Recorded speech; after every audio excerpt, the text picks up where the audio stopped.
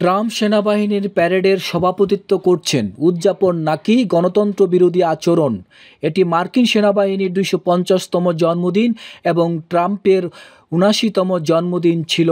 শনিবার ওয়াশিংটন ডিসির রাস্তায় ট্রাঙ্ক এবং অন্যান্য সশস্ত্র সামরিক যানবাহন গর্জন করছিল, যা ট্রাম্প একটি অবিস্মরণীয় ঘটনা হিসাবে উল্লেখ করেছিলেন এবং সমালোচকরা এটিকে স্বার্থপর প্রধানের জন্য একটি ব্যয়বহুল শ্রদ্ধা বলে অভিহিত করেছিলেন।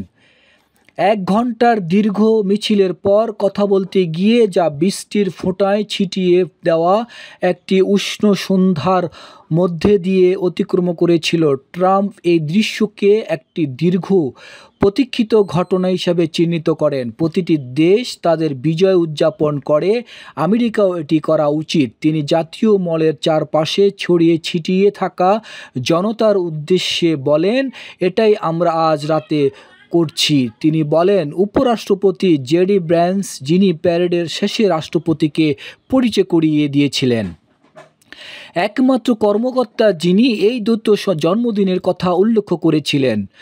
14 জুন অবশ্যই সেনাবাহিনীর জন্মদিন, এটি অবশ্যই মার্কিন যুক্তরাষ্ট্রের রাষ্ট্রপতির জন্মদিন। তিনি বলেছিলেন, শুভ জন্মদিন রাষ্ট্রপতি মহোদয়।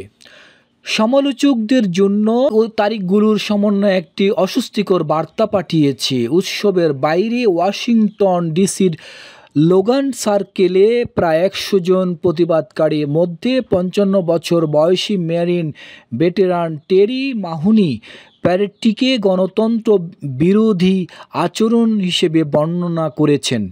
যদি আপনি তার অন্যান্য সবকিছু বিবেচনা করেন, মার্কিন সংবিধানের উপর পা রাখা, তাহলে এই প্যারেডটি হয়তো কেবল একটি সাজসজ্জা হতে পারে। তিনি গণমাধ্যম কর্মীদেরকে একথা বলেছেন।